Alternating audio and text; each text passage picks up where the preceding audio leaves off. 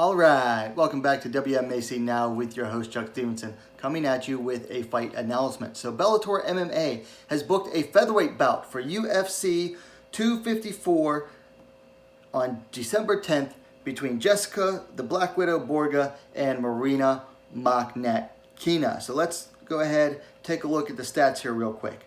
The Black Widow coming in at 3-2.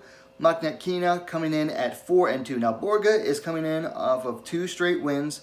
First, a TKO over Lucy Bertode a year and a half ago, and then most recently a submission win over Amber Leibrock a year and 2 months ago. So first fight of 2020 for her.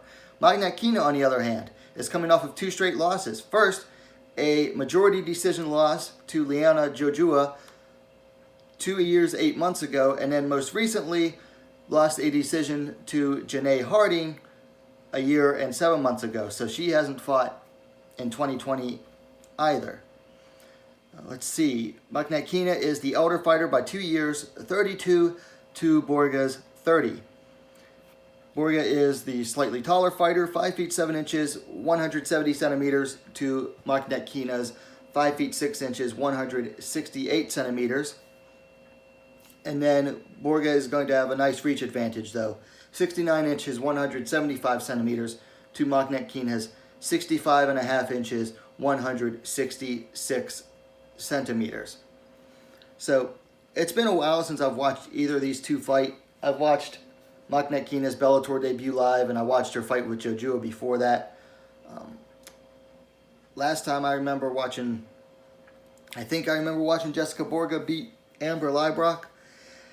You know, I really wanted to talk about this fight, though, because to me, this displays, you know, how weak featherweight division is.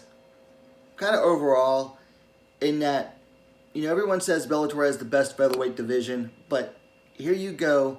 You have a matchup between 2 bloated bantamweights being labeled as featherweights. I mean, you look at Borga's career. She was 2-2 as a bantamweight before moving up to featherweight and beating Amber Leibrock.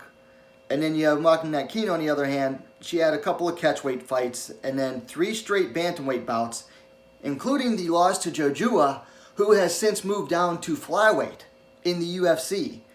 And then she makes her debut at featherweight and loses to Janae Harding. So here you have 2 fighters who are not featherweights but get signed to Bellator, and they're too big for flyweight, but they're really not featherweights, but they're stuck fighting at featherweight because Bellator doesn't have a bantamweight division.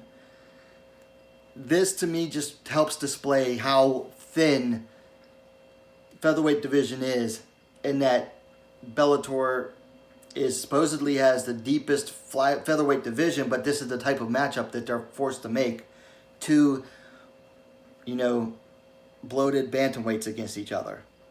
Now, the fight's not until next month, so I'll look at the tape and do a proper study before then.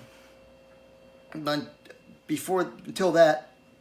then, this is just what I wanted to say about what this matchup emphasizes about the featherweight division in my mind. So those are my thoughts on this matchup for now. Like I said, I'll do some more tape study the closer it gets to fight time.